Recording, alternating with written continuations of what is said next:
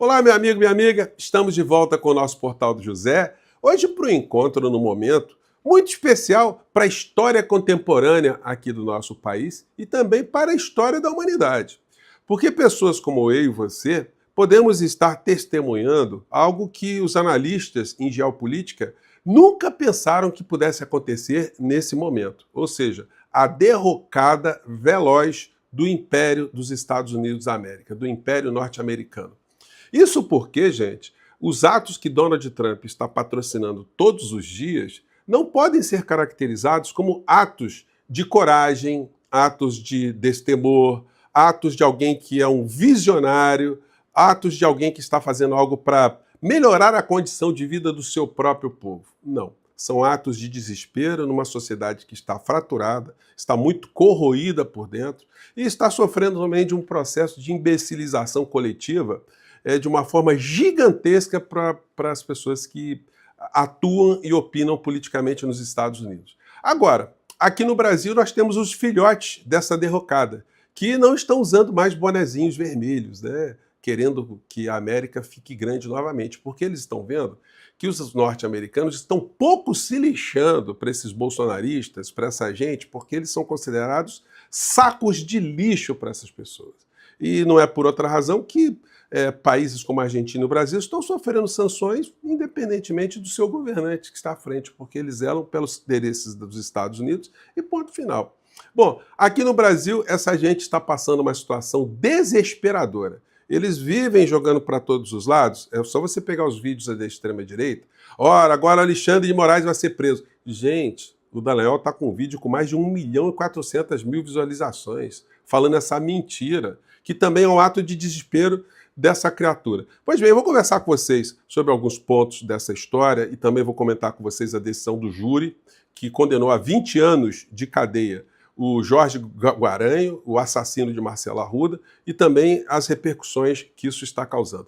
Antes de mais nada, é sempre muito importante convidar você, antes de entrarmos nos nossos temas, para que você se inscreva aqui conosco e conheça também os nossos outros vídeos. Se você gostar, compartilhe, recomende, nunca se esqueça de dar o seu joinha, o seu comentário, se puder, venha também para o nosso clube de membros. Você que é muito bem-vindo e muito bem-vinda. Bom, como vocês sabem, eu estava acompanhando o julgamento do Jorge Guaranho.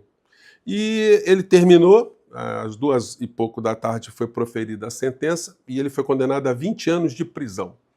O que é importante no meio dessa história é que a família se deu por satisfeita com esse tipo de sanção prevista no ordenamento jurídico brasileiro. A pena poderia ser muito maior? Poderia, mas poderia também ter tido uma situação reversa aí, do corpo de jurados ter acolhido a tese absolutamente inaceitável de uma legítima defesa.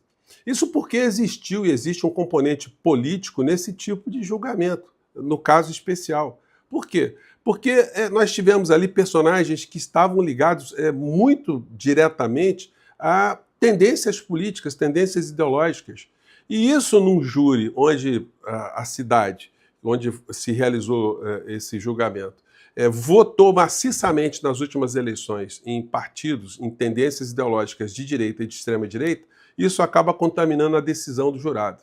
Ele acaba sempre carregando um pouco de tintas contra a figura da vítima, vejam só. É a única explicação que a gente pode encontrar para essa pena ter ficado em 20 anos, já que ela poderia ter ficado muito maior. Mas a esposa do Marcelo Arruda e a família, eles se deram por satisfeitos, eles acharam que a justiça foi feita. Ela deu uma entrevista para o UOL logo depois do júri e a gente leu o seguinte aqui na entrevista. A policial civil afirmou que a família de Marcelo venceu a guerra. Que alívio, vencemos essa guerra. Ele foi condenado e agora vai ter que cumprir pena de prisão e repensar muito o que ele fez.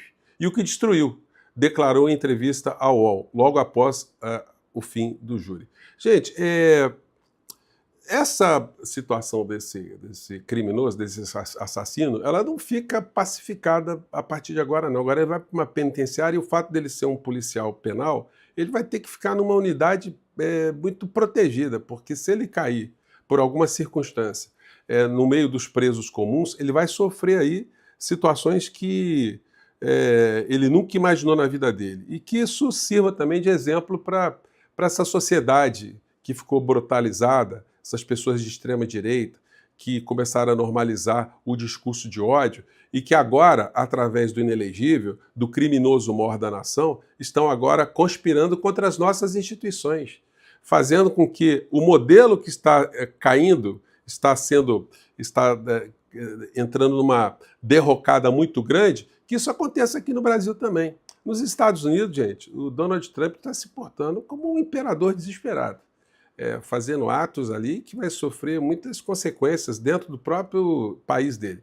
E essa gente aqui está achando que esse é o modelo civilizatório mais adequado. Para vocês terem uma ideia, o Inelegível, ele publicou hoje uma coisa impensável. Ele pegou uma interpelação de um senador dos Estados Unidos da América que ele fez ao Procurador-Geral da República, o Sr. Paulo Gonet.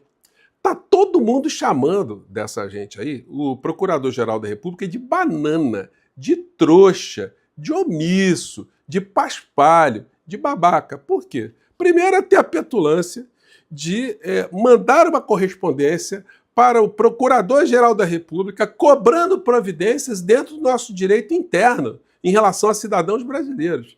Agora, o mais bizarro disso tudo é que o Bolsonaro é que está publicando isso, fortalecendo uma interpelação de um membro do parlamento norte-americano contra as instituições brasileiras. Então, senhor Paulo Gonet, essa pode ser a senha para o senhor sair logo dessa letargia e denunciar logo essa Orcrim com o seu chefe mor, porque o senhor está sendo chamado de palhaço.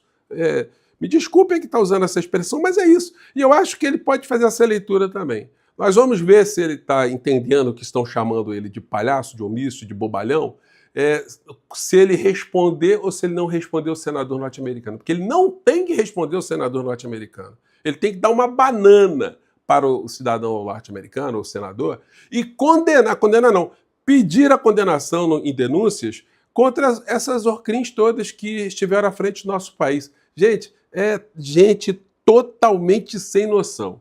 A carta que o Inelegível republicou, e o bolsonarismo todo é republicano, né? Todo mundo achando, olha, agora Alexandre de Moraes vai ser preso. Gente, o vídeo do Deltan Dallagnol contando essa mentira que Alexandre de Moraes será preso ou poderia ser preso, que o governo Lula avisou o Alexandre de Moraes, já tem mais de 1.400.000 visualizações. Vejam quantas pessoas ficam intoxicadas por esse tipo de crime ideológico, essa distorção intelectual que uma pessoa como o Deltan Dallagnol fica espalhando para a extrema-direita toda. A carta do senador que o Bolsonaro publicou diz o seguinte: enviei uma carta endereçada ao Procurador-Geral da República Federativa do Brasil, Dr. Paulo Gonet Branco. As notícias vindas do Brasil são preocupantes, especialmente relatos de advogados e jornalistas sobre violações de direitos garantidos por tratados internacionais.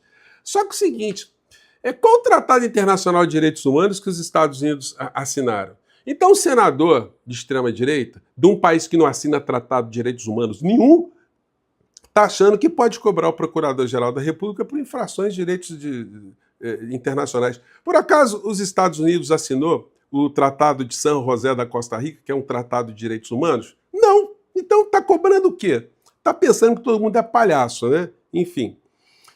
Destaquei as denúncias apresentadas à Comissão Interamericana de Direitos Humanos, CIDH, e a visita ao Brasil da Relatoria Especial para a Liberdade de Expressão, da Comissão de Direitos Humanos, para analisar a situação da liberdade de expressão e direitos humanos no Brasil. Olha só, esse país, o senhor Donald Trump, ele está querendo fazer uma limpeza étnica, ele está querendo acabar com os direitos humanos de uma nação inteira, removendo uma nação inteira, que foi bombardeada, foi humilhada, foi fuzilada, foi exterminada, e eles acham que têm direitos a fazer reparos internos em como as nossas instituições lidam com as questões de direitos humanos.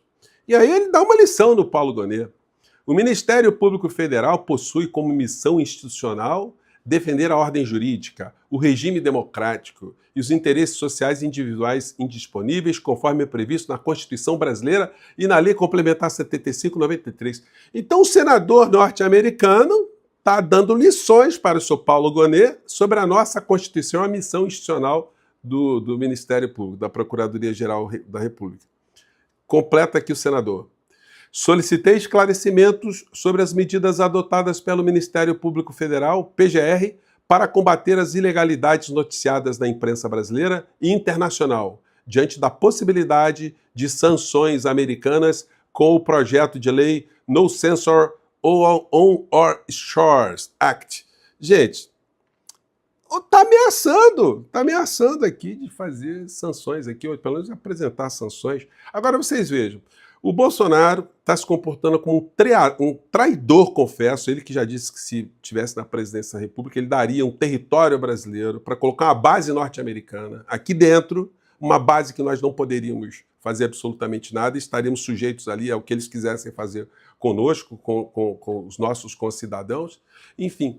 E disse que ia tirar o Brasil dos BRICS, ia sair de todos os órgãos internacionais para fazer uma bajulação explícita a Donald Trump. E agora está vindo com esse tipo de situação. O filho dele não para no Brasil, é o tempo todo excursionando para os Estados Unidos, tudo isso para atuar contra as nossas instituições. E por isso que a gente tem que ficar com muita raiva, né? Eu não queria usar essa expressão, mas é o que a gente acaba sentindo, a gente fica muito indignado com essa lerdeza do Procurador-Geral da República, porque quanto mais ele demora, mais essa gente vai se sentindo com a condição de contaminar e de corroer as instituições democráticas aqui no nosso país. Bom, eu não sei se a Procuradoria-Geral da República tem alguma assessoria de imprensa, porque eu já mandei para eles lá alguns pedidos para entrevistar o senhor Paulo Gonet. Eles não respondem. Provavelmente eles também não monitoram as redes sociais.